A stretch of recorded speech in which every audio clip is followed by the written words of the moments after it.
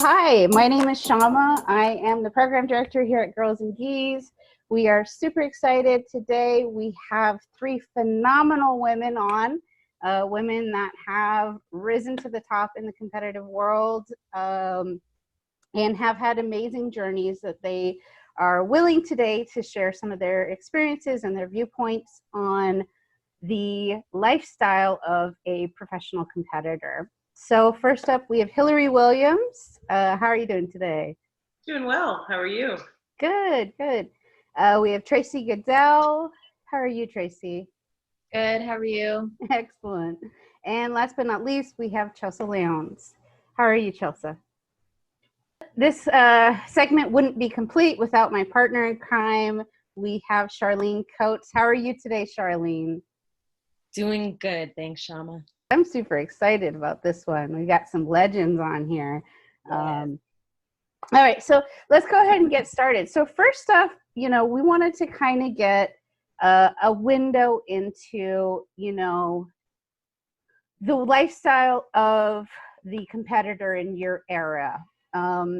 So in looking at how things have changed from when you first started to how things are now, do you think that the competitor lifestyle and the path to success has changed for women since you started? And if so, how, and what are the biggest differences you see today? I can kick it off just and say I have not been competing more recently. I think there's just been a general trend toward it becoming more and more professional and more demanding in that sense because the divisions are denser, they're evolving constantly.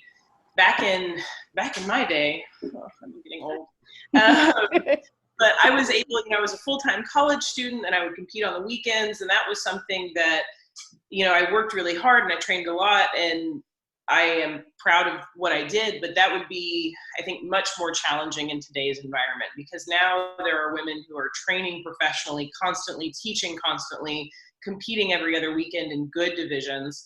And so just the demands of being a women's professional jiu-jitsu player have just increased further and further. And I love seeing it. It's amazing how far, I remember being excited that there were, I think, 4 other purple belts in my division at the 2007 or 8 Worlds. And now they're stacked. You're going to get tons of matches, and it's amazing. I love seeing how it's evolved.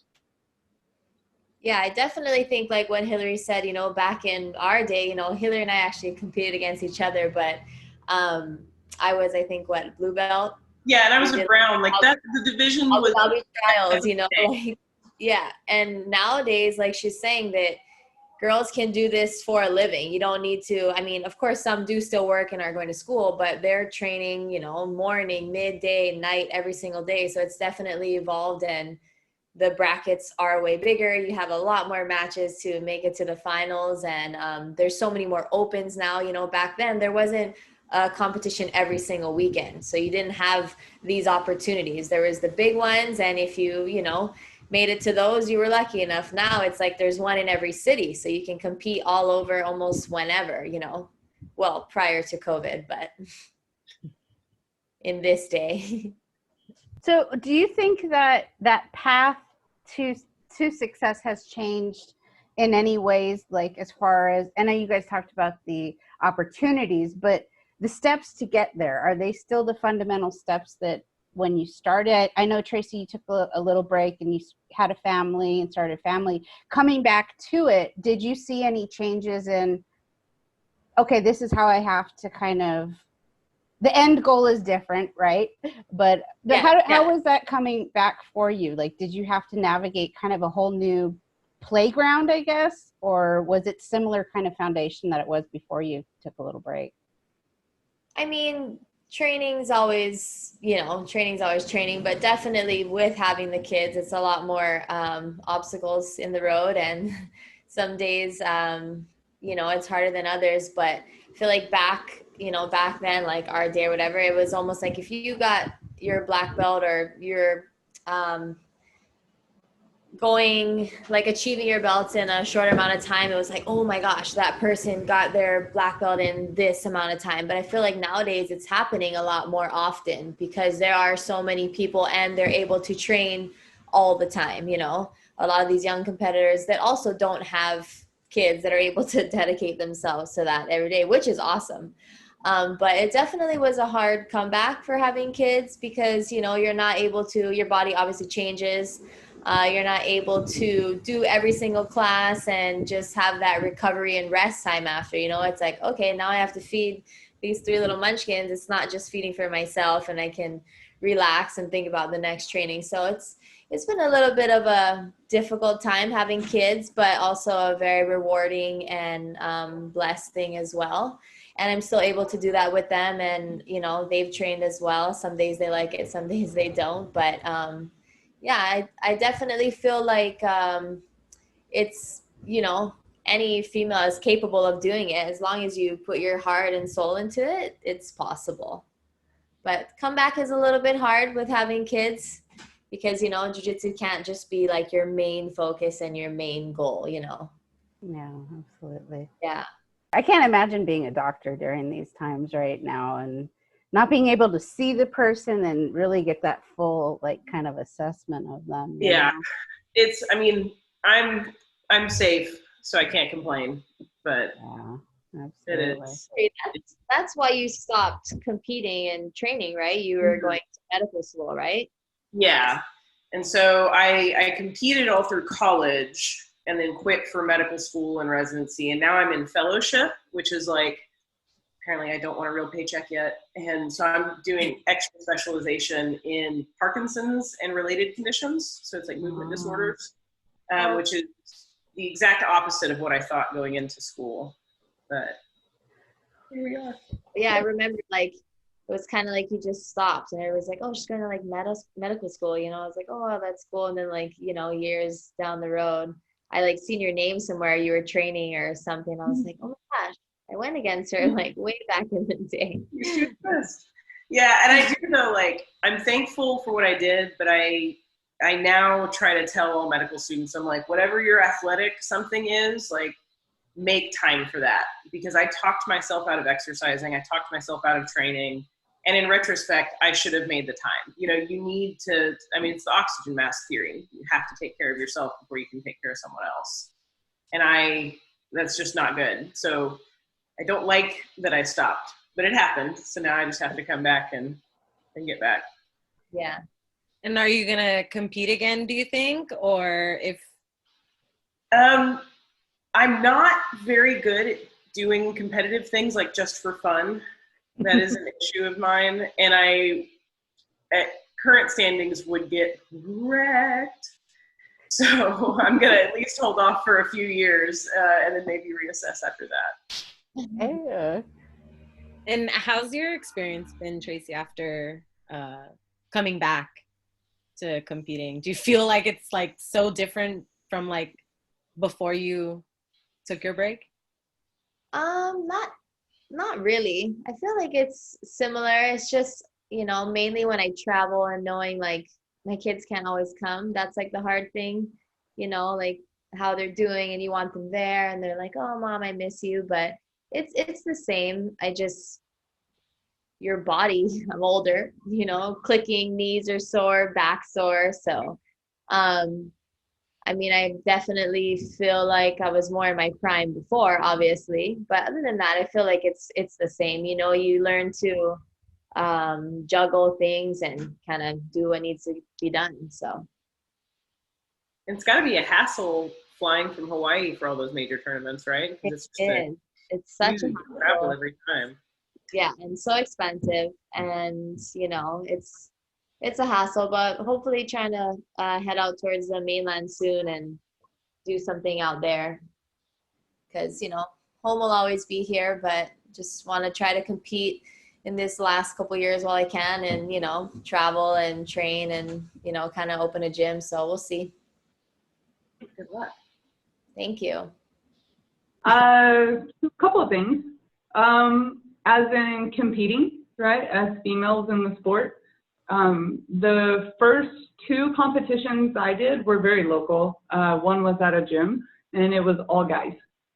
So there was like guys and then like me, right? And it's because there were supposed to be other females, but they didn't show up.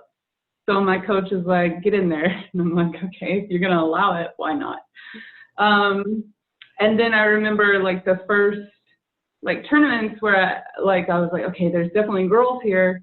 Instead of being like, okay, you're this belt and this weight class, you guys are on that mat, like literally over the loudspeaker, I remember them going all females to mat 6. And I'm like, really?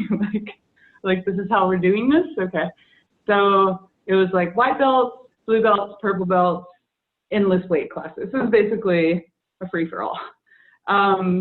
And just the way that we've shifted from that to not only having 16, if you're a little smaller, you may have like 30 women like in your bracket, just depending, right? To the platform that like Fight to Win and EDI has presented for us. And even, I honestly, like, I think for some of us, it was just a dream at one point that they would have all female pro shows, like where we are the main event, not just the main event, but every single like fight or bout on that card is all females. And I remember just even being like a main event, right? So just the feeling of like, not only do we represent jiu-jitsu, but we are representing not just females in jiu-jitsu, but females in sports, right? And we're not the Olympics at this point. We're not like, at that point, I don't know if you guys remember, but Fight to Win, like the live stream was like, kind of like I was just now, like sometimes you get it, sometimes you don't, right? Like sometimes it comes out. And just the platform that we have now is absolutely amazing. And I don't personally have kids, but I think I have like 15 or 16 kids in my kids class now. And to see, they all seem like little hybrids of what we all want to be, you know, like they're all just going to be much better than us. And just the mentality too, that I see the girls in my girl class have, it's not the same mentality we had, because they're coming in where, and it may be, you know, having a female head instructor, partial gym owner as well, that maybe it invites more females, of course, right? And these little girls come in too, and their mindset is just like, this is just what we do.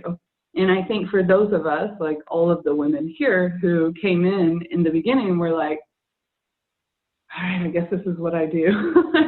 But it was mostly guys, and I'm not trying to speak of y'all's experience, but I assume we're all black belts now.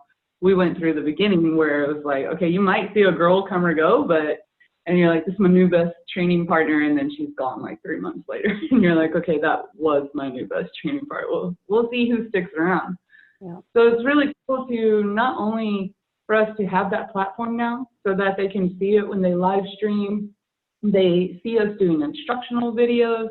I just think, and without, by no means being egotistical, but being aware that every female sitting here on this video right now had a very strong like place in helping where jiu-jitsu is now for females and just for jiu-jitsu in general.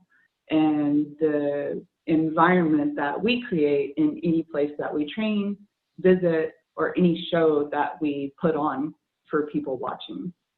So those are just a few thoughts I have. And I, like, seriously, like, I don't have to know all of you personally. I still have love for you all, because I think we can all relate on the beginning to where it is now. And it's, I don't know, it's amazing, right? It's like, makes your chest swell a little bit, just a little bit, you know? Oh, So, absolutely. I mean, the easiest way of saying is that representation matters, right? Like, we all had to push through it. And I remember, like, I very much am like, hear me roar type of woman, you know? But I still remember thinking, I always knew my career path wanted to be outside of jiu-jitsu, but I was always thinking like, oh, even if I wanted to start a gym, there's not any gyms run by women, you know? And so I had that discouragement in my head from lack of representation. And that is something that the new generation is coming up with and seeing all these women-led gyms, and that's just not going to be a thought they have to deal with. It's not going to be a barrier in their mind. And so we're just going to see, and as you see women, even when they would leave gyms early, it may be because they would be just a couple, they wouldn't have many examples of rising through the ranks. And now that they walk in and there's a mat full of blue, purple, brown, black belt women, they're like, oh, okay, so I'm just going to hop on in here. And so we're just going to continue to see logarithmic growth over time, and I'm excited to watch. Yeah, absolutely. What about any kind of, we'll go here. What about any kind of pet peeves as far as, the shifts in the Brazilian Jiu Jitsu culture, competitive Jiu Jitsu, social media, or how women are viewed or promote themselves? Do you guys have anything that would fall under a pet peeve in any or different areas?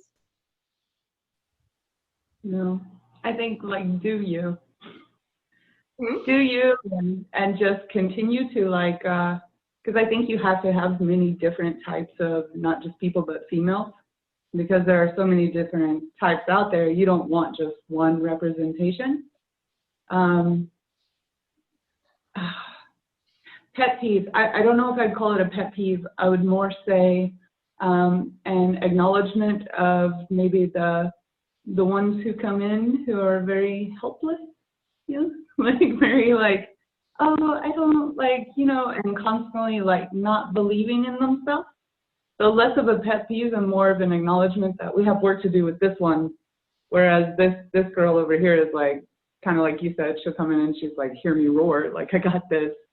I wouldn't say it's a pet peeve. I'd say more of it's you're working against us, sis. Come on, let's believe in ourselves, right? Mine is less a pet peeve than just kind of a concern. One thing that weight class sports set young women athletes up for is the female athlete triad, of missing a menstrual cycle, so amenorrhea, very low body weight, so constant weight cutting, eventually leading to lower bone density, and then potentially osteoporosis later in life.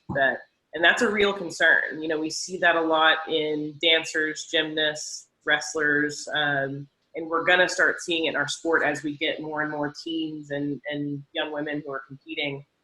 And it's challenging because there's no easy way to combat that other than just kind of making sure folks are aware. That's why I really like Kendall. I don't know how to pronounce her last name. Bruising? I only see the internet written down, but I really like her Instagram post because she posts about how she went from a lower weight class to a higher one fairly often, and I think that's good for young women to see. Especially because, sorry, Tracy, go ahead. Oh no, go ahead. I didn't have much to say. Because young girls, their bodies are going to be changing. When back in the day, you didn't see the same amount of young girls, right, growing up in this sport, at least in America. So now it's you've got girls that are dealing with how their bodies are going to change from being a teenager to a young woman to a more mature woman, and then the different family experiences. So yeah, I think that's super important to be talking about and to not have a one way to talk about the female body in this sport, for sure. Yeah. I was just going to say, I definitely agree. And how we're saying, nowadays, as opposed to back when we started, everybody, I feel like, unless you were from Brazil, you kind of started as a teenager, these kids or mainly females, as girls that can be starting in the 4-year-old class or, 5-6-year-olds, and they're just this hammer. So of course their parents are oh, I want my kid to grow and be this, but your body going through all of those constant weight cuts or, having to gain, losing, going through your menstrual, just all of those different things. And I think it's a little more taxing on your body, starting that from such a young age. And then now we're seeing all these 18-year-old black belts and just hammers at this point. And what are they going to be? That's kind of when we started, so it's definitely times have changed. I don't really have pet peeve or anything on that, but I also like, you know, it is good though. All of us are different and we bring something different to the table. The way we carry ourselves through social media, through the competition scene, through instruction, and it's different. And it's good because that's how our sport gets so good. We have all these different types of people going against each other, different techniques, different ways of teaching. It's also evolved in that way as well. Like for me, at least, I know like Chelsah was saying earlier, you know, we're kind of like the only female back in the day, and not only just jiu-jitsu or your body changing, but like just the way an instruction of a class was taught. You know, we would just go in there and bang out and just, you know, you're tapping each other out, sweating. There's no bowing in. There's no proper handshake. Are you coach? Are you a professor? Are you a master? Are you a, you know, so the whole sport has just evolved as so much as a whole. And it's really awesome to see though, just the changes through time. Yeah. So I legit, the first gym I started at, the women's restroom was a storage closet. Like, nobody used it. Like, I had to use the men's restroom because there were mops and dirt. I don't think they used the cleaning equipment. I think they just put it all in there. And I had another coach who at one point legit, like, because it was so hard that day and the guys were going so hard, was like, I'm not going to curse, but he's like, you don't like it, you can get that out. And I was like, oh, I'm going to come back tomorrow and destroy everybody. Like, because that's just kind of so. Speaking of pet peeves, I think only twice this has happened to me as an instructor, as a female black belt, where a white belt will, like, as I'm teaching, like just try to get at me and not respect what I'm teaching and not respect me just because you can tell maybe they never had to listen to a woman tell them what to do. And I'm not real big on like, oh, you're going to listen today. Like, you came here to learn. Like, I didn't ask you to come here, right? And that has probably only been something I would call a pet peeve during this whole journey, is like, why you got to go there? Like, I'm probably going to choke you out after this. Like, not choke you out, but I'm going to definitely be in a submissive position so you can understand why it is you came to my class to listen to me. And then we can be friends afterwards, and you don't have to look at me like that anymore. Yeah. Only pet peeve I've ever had, I think. Oh, very true. So we kind of touched on this a little bit, but how about, like, do you guys think that women in BJJ have been sexualized, and what impact this has had? So yeah, there's a whole big array here that I think jump in. I think the world has been sexualized, honestly, like just across the board. But I, again, kind of on what like Hilary said, I like body positive, literally at any size, look, position. Like, whoever you are, you have the right to feel good about yourself. I never got offended, like when Kira, right, Gracie took like the sexy pictures in her gi. Like, I get it, right? I think, I don't know, I think it's such a touchy subject. Good question, Charlie. I think everybody has different ideas of what is considered sexualization. What is acceptable to one person is not acceptable to another person on this chat. So I also think too, like, kind of the way, are you doing it to, you know, for your sponsor? Or are you doing it to be that, you know, you want to flaunt, or, you know, so I guess it's kind of everybody, yeah, different, and don't want to like offend anyone. But yeah, I remember that, you know, that was like one of the biggest, you know, back in the day. We're just going to use back in the day through this thing. But, you know, Kira Gracie, the name and everything like that. But yeah, I just feel how you know, also present yourself and carry yourself as well makes a big part of it. And I feel like though a lot nowadays that I actually like just posted something the other day, which I rarely do, but like more of, you know, a sponsor, but I kind of got a comment from someone in my family like, oh, how's your pictures? But I rarely post things like that, you know, and then you kind of see these like up and coming girls or, you know, even black belts as well, like constant that post those kinds of things. And everybody, I guess, just has a different outlook on it and a different way of portraying their body or their sport or their belt maybe, or, you know, so it can be a touchy subject. Like, let's look at the whole fact that jiu-jitsu makes you appreciate your body all of a sudden in ways that maybe you never did, or ways that you never knew you could. And Yeah. so it's like defined sexualization versus body appreciation, right? Like body awareness. Mm-hmm. I actually back in the day did my undergraduate thesis on femininity in Brazilian Jiu Jitsu, and like it is, one, not well written enough to occupy this time, and two, would take much time. But it's interesting because we are navigating, even though we as women have not changed before, and when we started jiu-jitsu, we're automatically assigned a little bit more masculinity just for being associated with a combat sport. And so you'll see, and I got mad when I was doing this work because I found out I was doing all the things that we subconsciously do. So in order to reclaim your femininity, women who didn't used to grow their hair as long, grow their hair longer, women who didn't used to do their nails, do it, wear tighter clothes than they used to kind of reclaim some of their femininity that was misassigned.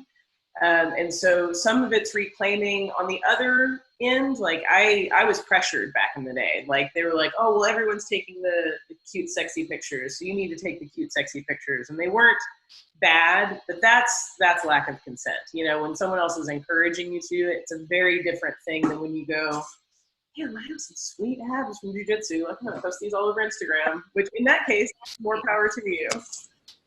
I even had, you know, I won't say where I was, but at one gym I was at was, you know, back in the day was told like, oh, we could use you to like, we're going to make you this like goddess, this face in jiu-jitsu, and it's going to bring in people. And I was like, I don't want to do that. Like for me, this probably be the first time and it's going live, but I'm more of a quiet, reserved, and very self-conscious, like things I don't like about my body. Like I feel like I have this rib cage, I have stretch marks, I had stretch marks before I had kids, and you know, just certain things that I don't like, and I never was that type of person. And one of my old coaches was like, oh, we can, you know, make you this. And it's like, no, like, I mean, if it's something that, okay, I'm going to do a photo shoot for like a sponsor, yes, I can understand that, but definitely not one to be constantly posting those types of things. And it's, for me, I'm like, I wouldn't see how that's going to bring in, I don't want to attract those kind of people into my gym, you know, or at the time it wasn't my gym as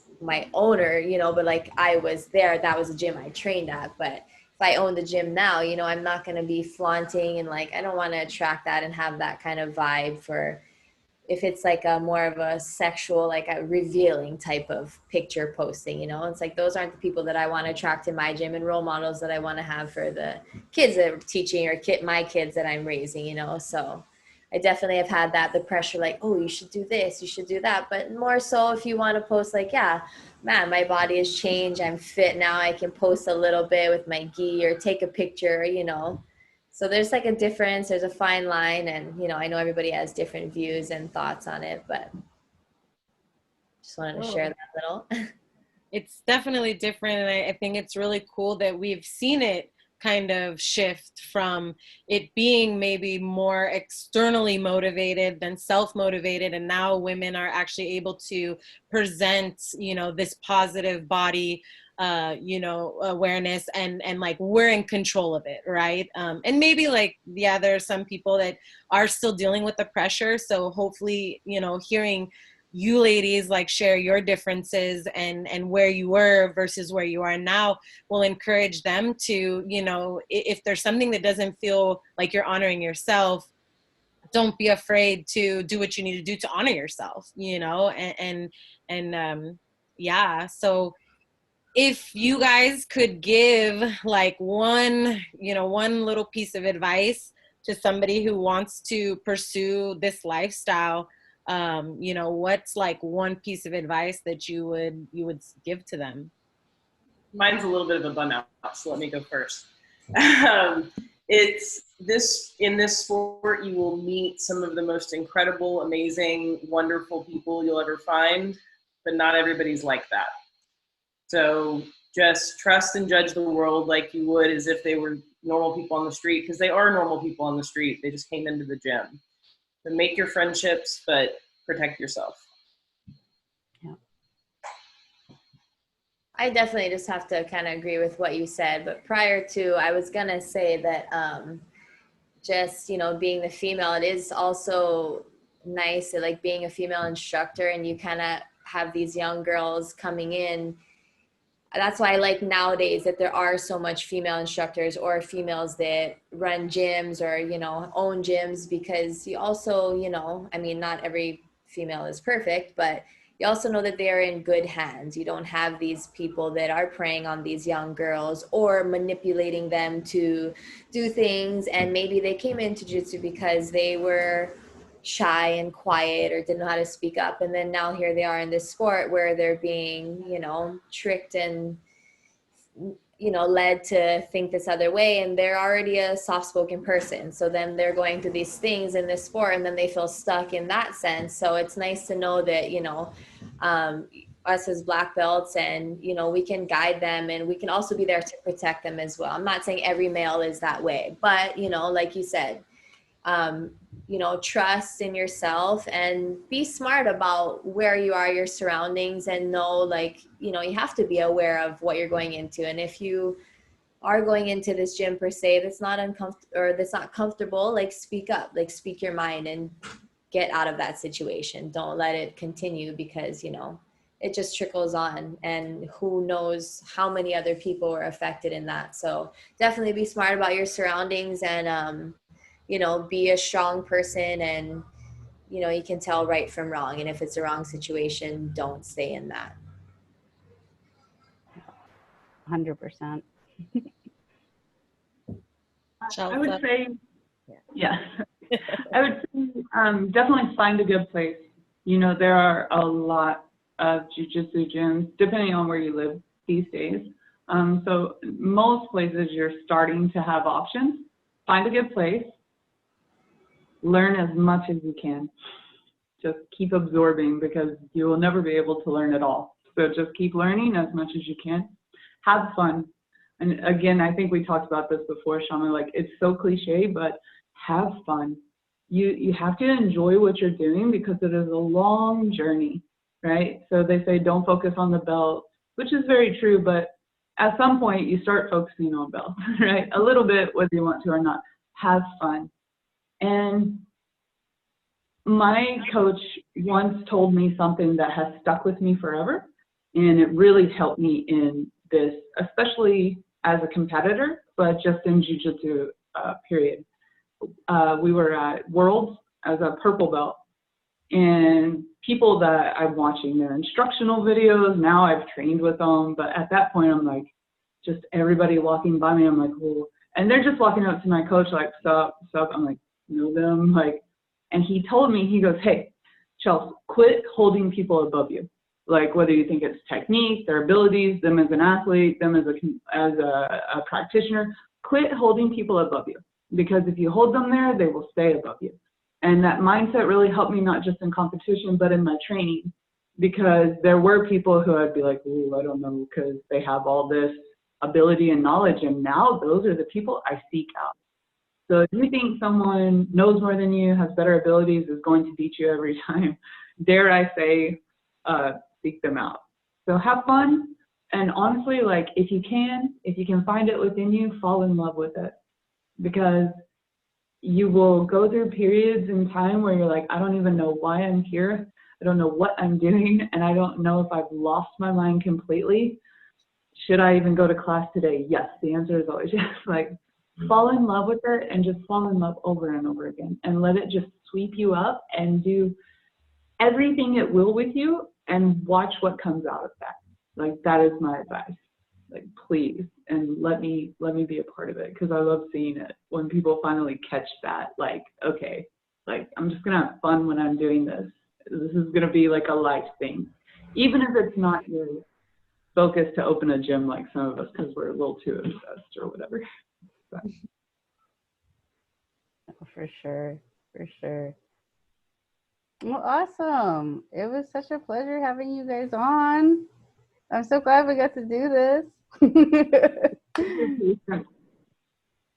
Oh, well, thank you all for being on. Thank you, Hilary. Thank you, Tracey. Thank you, Chelsah. I'm glad we got to do this today. I look forward to having these discussions again. I think all of you are huge inspirations.